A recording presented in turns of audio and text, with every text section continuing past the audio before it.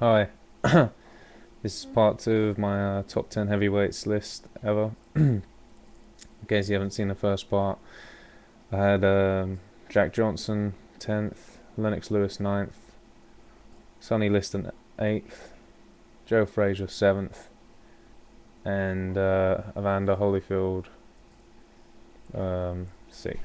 Yeah. Anyway, number 5, um, really, George Foreman. Um, really, no defense, no sort of tactics really as such in the early days, but just really devastating power, height, weight. Took a shot like, well, incredible ability to take shots. Just a huge guy, huge strength. Would have succeeded, I think, in most sort of contact sports. Sort of, imagine him on the rugby or American football, or even in the UFC. Just with that sort of strength, he's like a Uber Kimbo. He's incredible. Anyway, great punch. Obviously in his second incarnation he beat great fighters. He was still a great fighter because of the punch. But if you look back, how vicious he was before the Rumble in the Jungle. He beat Frazier, beat Norton. That's incredible. That was incredible. Frightening to watch. Some people have said when they saw him beat Frazier in Kingston in 1973, they thought the world was coming to an end. Lifted Frazier off his feet. Great performance. Just deserves respect. He was only beaten by good fighters. What can you say? He was only knocked out once in over 80 fights. Why, the greatest heavyweight, greatest. Some people say the greatest fighter of all time. So there's no shame. Just achieved a lot. Like I said, huge guy. Main weakness was speed, really. Um, yeah, main weakness was speed. But that's it. He could do everything else. Number 4. This will probably piss more people off than anything else. But I'm a fan, and no matter what you say, he attracted people to boxing, and he was a great character. Mike Tyson.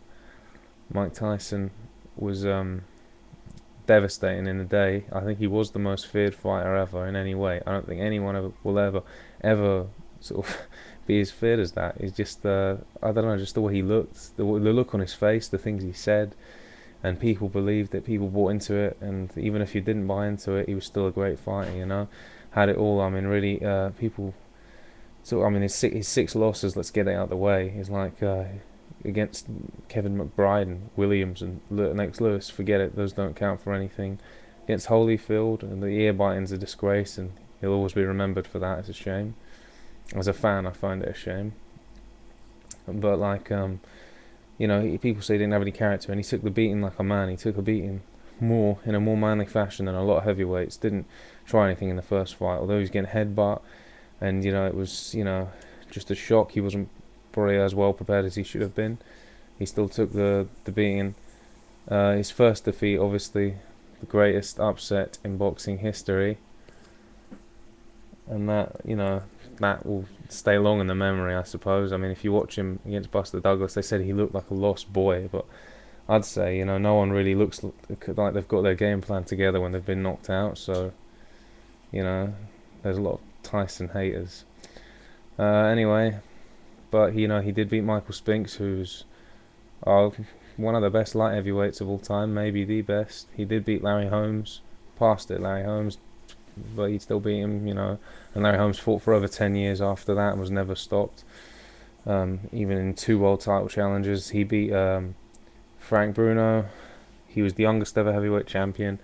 Power, hand speed, foot speed, head movement, as you see the head movement in the Reggie Gross fight and the Mitch Green fight. As early as that, you watch him demolish people with one punch. He was incredible. The power, easily up there with the four or five top hitters in heavyweight history. Up there with Foreman, Liston, Shavers, and David too was a pretty heavy hitter. I'd probably put him in the list as well. Yeah, he was up there. Just hit so hard, hit so precise. He did everything correctly. He just was too uncontrollable a character, and that's what dragged him down in the end. It's a real shame, real sad story there. but a great fight in his day, and I don't care if people disagree with it because he would have put up a great fight no matter who he fought, pound for pound, anybody, great fighter. Number 3, Eastern Assassin, Larry Holmes. Held the title longer than anyone apart from Joe Louis. I've got him this high because I think he just had the tools to beat most fighters. If I go through history, I think he would have beaten Corbett, he would have beaten Tommy Burns, would have beaten James J. Jeffries, would have beaten Jack Johnson on the jab just brilliantly, would have beaten Jess Willard, would have tamed, I'll use that word, Jack Dempsey, executed Gene Tunney, Schmeling, knockout, Prima Canera, knockout, Max Baer, knockout, James J. Braddock, knockout, Jack Sharkey, knockout. I think he would have beaten him. I think he would have beaten Joe Walcott. He would have beaten Ezzard Charles, Rocky Marciano. He would have tamed, again, he would have tamed him. He would have, without a doubt, he would have beaten Floyd Patterson and Ingemar Johansson. I think he had the talent and the speed and the foot movement and the coordination to do everything that Ali did against Liston and do it right, and I think he would have beaten Liston. Would have beaten Frazier. Would have beaten, I think, on Foreman, because Foreman's main thing, he hated fighters that threw a lot of punches, and speed was something that he didn't. And even if he was around in the 80s, I'm not too sure about how happy Foreman would have been at the prospect of fighting this guy, Larry Holmes. Great, really, he would have beaten all of that. Really, you could only say that against Joe Louis, Muhammad Ali, and that's about it. That he would have been shut out. That he would have been probably the underdog. He beat if he could beat prime Jerry Cooney, he would have had a great chance against Foreman. Like I said, he beat the hell out of Ray Mercer when he was 42. That was incredible. Took a prime Holyfield the distance in a competitive sort of fight. Just kept fighting. A great fighter. Really, the worst moment was against Tyson. I thought he won the second Spinks fight. He was just great. 48-0. He got to 20 defenses, more defenses than anybody apart from Joe Louis. Just a great fight. Had it all, hand speed, combinations. Took a punch really well. Was only put down twice in his 21 world title fights to begin with. He was put down, flash knocked down by Ronaldo Snipes, and obviously the knockdown against Shavers, who's the hardest puncher ever, I think. But got up and won. Just brilliant. Would have beaten pretty much any fighter. Just had the right style. Just elegant and just elegant.